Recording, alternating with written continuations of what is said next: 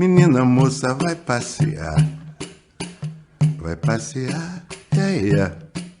Quer rapazinho pra acompanhar, yeah. Acompanhar, yeah. Acompanhar, yeah. Tá passeando, já quer flertar, yeah. Se está flertando, quer namorar. Em 67, quando você participou daquele festival histórico de Alegria, Domingo no Parque, isso, do Sérgio Ricardo quebrando violão, isso, etc. Você participou da eliminatória aqui em São Paulo, no Paramount, cantando Menina Moça. Isso. Né? E como é que foi a recepção? Quer dizer, teve gente que entendeu a grandeza daquilo na hora, como o Sérgio Cabral, por exemplo, já falou, esse moleque tem futuro e tal. Mas como é que você sente que você foi recebido no meio de um festival com tanta coisa grande? O samba, ele era ele não era, ele era tocado só no meio de gente do samba. Então, naquele meio musical, que estava quase todas as tendências da música lá, era uma novidade enorme. Como diz aqui no livro, quer dizer, para o pessoal da caserna foi uma surpresa para muita gente saber que aquele sargento, já era sargento na época, fazia a música e estava aparecendo na televisão. Rapaz, foi uma coisa incrível. Eu servia no Ministério do Exército. O Festival da Record era o maior festival que tinha. A TV Record era a TV1 no Brasil na época. Uhum. E passava nacionalmente, né? Todo mundo via o festival. Lá no quartel ninguém sabia de nada, né? Uhum. Aí todo mundo dá de cara comigo lá. Aí ficava aquela discussão, é ele, não é ele? Tinha romaria para viver na repartição que eu trabalhava. Vendo o Brasil naquela época que a gente vivia, né, era pré-AI-5, etc. Quer dizer, você estava numa situação que eu calculo desconfortável, porque tinha de um lado os Caetano, Gil, etc., que chegaram até a ser exilados do país, e você, um militar que cantava também, então, com o pé em cada um. Como é que você convivia? Você sofria pressão de ambos os lados? De ambos os lados, era difícil. Era difícil, porque as minhas primeiras participações assim, artísticas, no ambiente mesmo artístico, fora da favela, fora da quadra da escola de samba, foi no Teatro Opinião, lá no Rio de Janeiro. Tinha um grupo Opinião, que era um grupo de intelectuais de esquerda, que participavam todos lá, Ferreira Goulart e companhia, sabe? Teresa Aragão e muitos outros, sabe? Que faziam aquelas peças. Era um grupo até, ali era visto até como um aparelho comunista.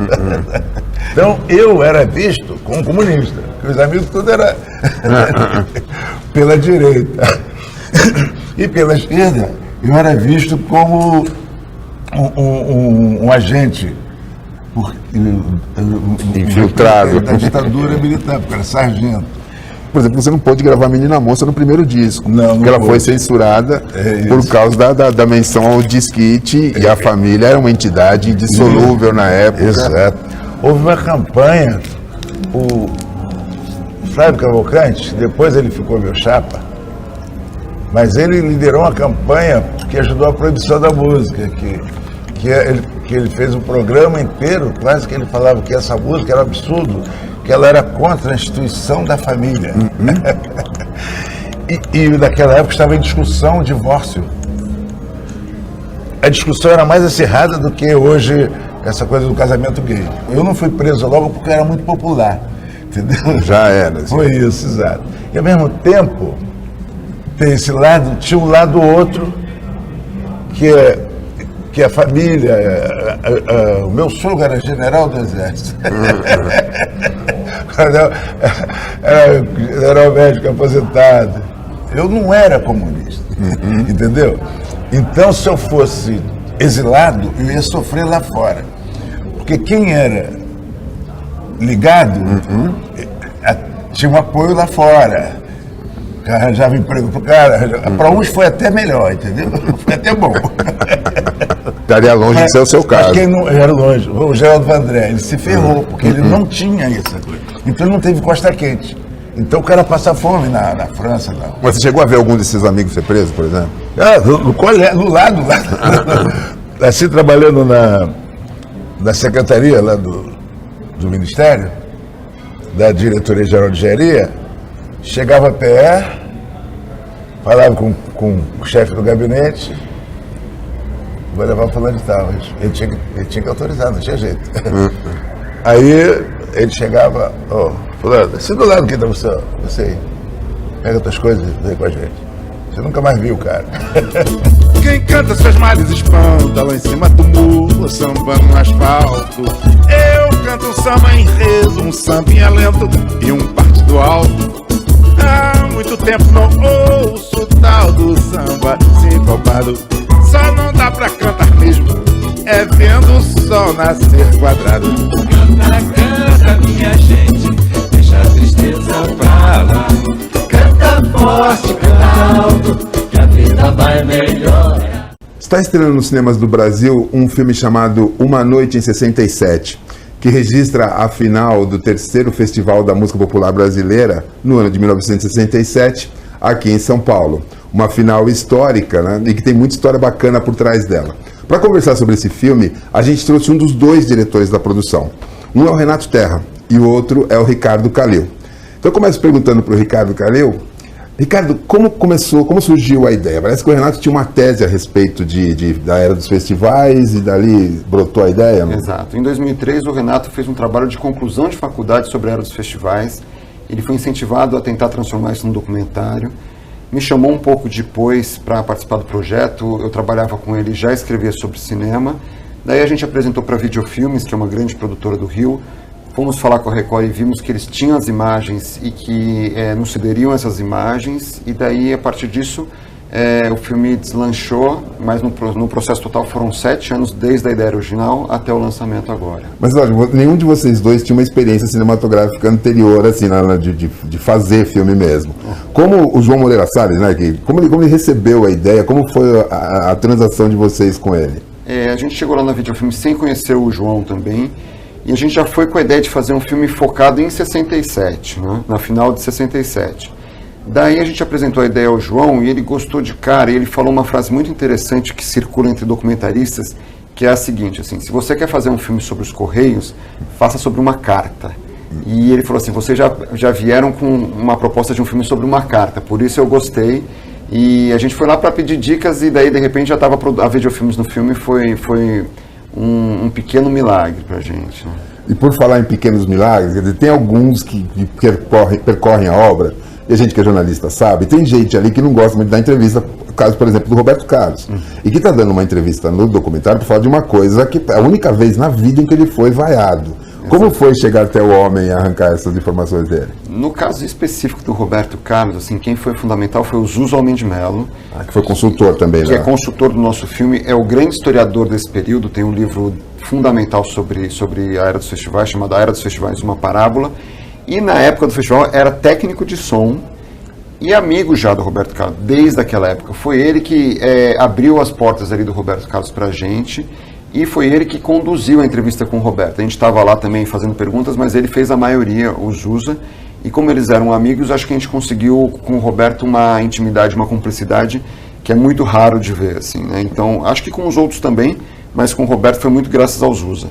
Certo. E outro sujeito que, quer dizer, uma cena emblemática desse festival é o Sérgio Ricardo tentando interpretar Beto Bom de Bola, o Teatro Paramount inteiro vaiando, e no final ele quebrando o violão. E, quer dizer, na minha geração, a gente tem muito gravado na memória só a cena dele quebrando o violão, e o documentário dá uma chance, mostra todo o contexto em que aquilo aconteceu e como a coisa chegou àquele estado, assim, né? E como é que foi conversar com o Sérgio, assim, a respeito disso? Assim? O Sérgio foi incrível, assim, foi um entrevistado maravilhoso. Ele é um grande compositor, assim, fundamental, influenciou Chico Buarque, Geraldo Vandré e tudo mais, porque começou a botar tema social na música brasileira. É bom cineasta, é bom pintor e tudo mais, e recebeu a gente super bem, apesar de ser um tema difícil para ele, que estigmatizou o Sérgio Ricardo, assim, né? Quer dizer, ele é muito lembrado por essa cena, apesar de ter uma obra muito maior. Mas ele foi extremamente generoso, tanto na hora de nos receber, como agora nas manifestações dele sobre o filme. Né? E você percebe, assim, por exemplo, no trailer do filme, a gente vê uns trechos de entrevista, e tem o do Gilberto Gil falando como foi traumática aquela fase para ele. Agora, depois de ter terminado a obra, por que foi tão traumática para o Gil essa fase? 2 meses antes do festival, houve uma manifestação que ficou conhecida como a passeata contra as guitarras elétricas. O Gil foi a essa passeata porque foi chamado pela Elis, pelos colegas dele da época, foi a passeata e 2 meses depois ele vai se apresentar na eliminatória do festival com guitarra elétrica, com os Mutantes acompanhando ele. Foi um momento de enorme contradição para o Gil, porque ao mesmo tempo ele queria fazer aquela revolução do tropicalismo junto com o Caetano, mas tinha um compromisso com uma série de artistas que viam a guitarra elétrica como um símbolo da invasão americana, né? Então ele ficou tão traumatizado nesse momento que nas eliminatórias do festival ele travou, ficou na cama, e o Paulinho Machado de Carvalho, que era o diretor da TV Record, teve que ir até lá, ajudou a dar um banho no Gil, junto com a Nana Caymmi, que era a mulher do Gil, botou a roupa do Gil para convencer ele a tocar no festival. E daí o resto é história, você sabe, né? Domingo no Parque é um marco, né? E no próprio documentário o Sérgio Cabral aparece dizendo que quão idiota era essa coisa de contestar o uso das guitarras, né? E esses jornalistas, como vocês chegaram a eles? Porque o Nelson Motta era produtor musical, jornalista, etc. Como vocês chegaram nessas figuras não musicais, né, para participar do documentário? Então, a gente acha que o filme tem, assim, 6 protagonistas que são os caras das 6 canções. Edu, Gil, Chico, Caetano, Roberto Carlos e Sérgio Ricardo. Mas existem outras pessoas muito fundamentais que ajudam a dar um contexto. O Zusa, o Solano Ribeiro, que é o grande produtor dos festivais, Nelson, que era a letrista do Cantador, e o Sérgio Cabral Jurado, na época, assim. São pessoas mais acessíveis, são pessoas que deram depoimentos longos e generosos, até ajudaram a compor a pauta dos artistas, né, com os depoimentos. E foi muito graças também a Videofilmes. A Videofilmes é uma produtora de documentário muito respeitada por conta do João Moreira Salles, do Eduardo Coutinho, e foi um cartão de visita, assim, abriu as portas pra gente de muitas pessoas. Então, só uma última pergunta para fechar esse bloco. Vocês fecharam, eram 12 finalistas, vocês fecharam em 6. Como vocês decidiram tirar 6 de fora? Foi um processo doloroso, um longo processo de decantação na montagem. Mas aos poucos o filme vai naturalmente vindo à tona o que a gente acha essencial, entende? E daí ficaram de essencial essas 6 músicas, também porque os 6 artistas dão belíssimos depoimentos. Então, por exemplo, tem um cantador que era defendida pela Elis Regina, a Elis não está viva para falar sobre ela. Então tem a Nara Leão cantando, ela não está viva, assim. Por outro lado, essas outras músicas vão estar contempladas no nosso DVD, que vai estar cheio de extras muito especiais e que sai no final do ano. Então, não deu para encaixar tudo no filme, a gente foi no que a gente achou essencial, mas a gente vai encontrar maneiras de dar vazão ao resto do material. Essa noite é conhecida como uma noite de ruptura na música brasileira, apesar de alguns movimentos já estarem sendo tramados ali anteriormente, etc. Mas quais foram as principais implicações assim, que deram para sacar e que tiveram origem nessa noite, assim, esse grande momento de ruptura da música brasileira? Assim? Acho que antes desse festival, a música brasileira estava muito dividida entre a MPB mais tradicional e a Jovem Guarda, que era um rock and roll adaptado ao Brasil.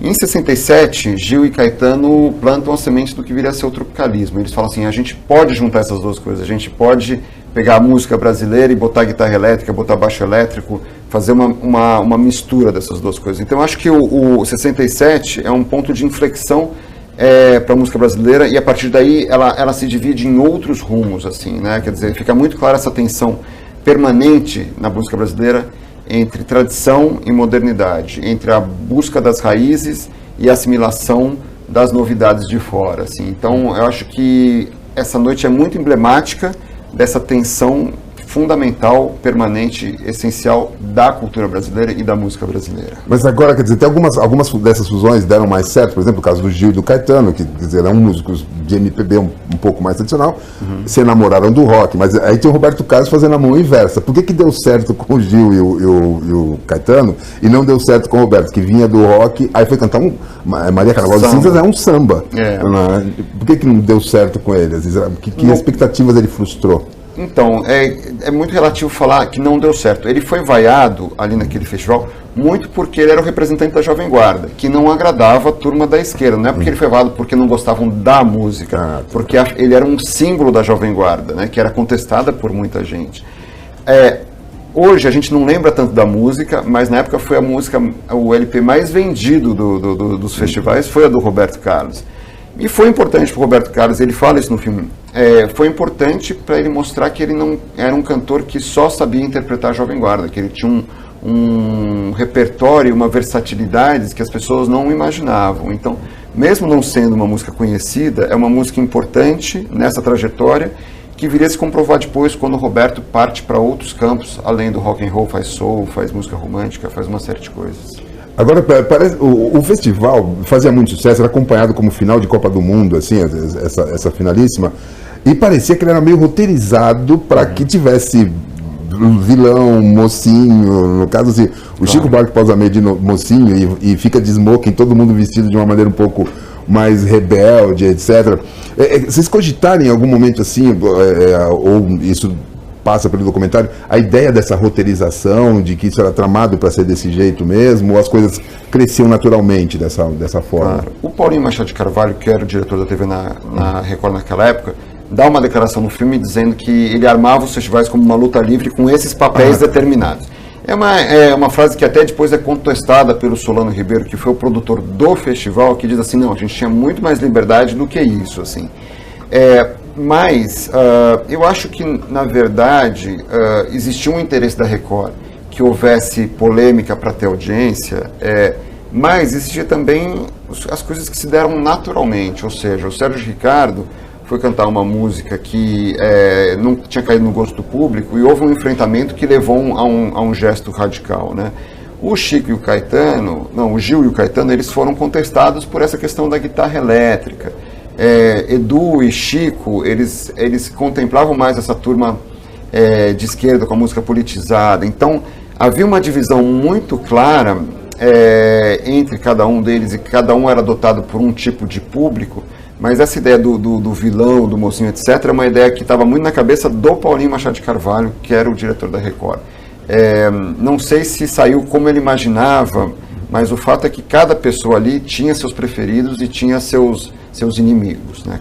O público, quem acompanhou isso, lembra que era protagonista desse festival, não era uma participação passiva de maneira nenhuma. Como isso é enfocado no documentário? Então, o Sérgio Ricardo fala essa frase interessante, assim, que é como se o público assumiu o papel de personagem e queria ter uma voz ativa ali. E acho que, de certa forma, a gente vivia um contexto político de ditadura militar e eles não tinham muitos espaços para se manifestar. Então, eles acabavam vindo para aquele teatro e sentiam ali a liberdade de expressar coisas que não necessariamente eram ligadas à música, mas eram ligadas a um contexto externo ali. Então, eu acho que as vaias e os aplausos, as adoções e as contrariedades do público tinham muito a ver com essa ideia de que a música era um espelho das contradições do país naquela época, assim. Quer dizer, você tinha as pessoas que eram supostamente nacionalistas, né? Então defendiam as músicas politizadas, e tinham as pessoas que eram talvez modernas, mas que de certa forma eram vistas por alguns como alienados ou como entreguistas, porque estavam recebendo a influência de fora, da guitarra, do rock and roll, assim. Então, essa divisão musical era uma época que também refletia muito a divisão ideológica, política do país. Agora, uma pergunta bem de caráter pessoal, assim, para a gente fechar a tampa. Você vem trabalhando nisso faz 7 anos já, né? Desde que a história nasceu até virar o documentário. Mudou a relação que você tem com esse repertório, com essa fase da música brasileira, assim, pro gosto pessoal, assim? Aumentou uma paixão que já existia, assim. É incrível como, assim, eu ouvi essas músicas, principalmente as 6 que estão ali no final, quer dizer, as 5, né, levando em conta que o Sérgio Ricardo nunca completou a música, não deixaram ele completar. Eu vi essas músicas centenas de vezes ao longo dos últimos anos, e cada vez eu descubro uma sutileza, um arranjo, um detalhe do arranjo, uma flauta ali no ponteio, os argentinos do Beach Boys cantando Por Que Não? Você fica entendendo umas singularidades ali e, na verdade, eu sempre aprecio um pouquinho mais, assim, e sempre que a gente tinha dúvida sobre se o filme ia dar certo, se a gente ia conseguir fazer, se ia ficar bom e tudo mais, a gente voltava para essas músicas e para essas imagens de arquivo e falava assim, isso aqui é tão maravilhoso que a gente tem que fazer muita besteira para não dar certo, né? Espero que a gente não tenha feito isso. Com certeza não deve ter feito, então fica aqui a dica da reportagem Display Online. Dê uma passada no cinema nesse fim de semana e confira Uma Noite em 67.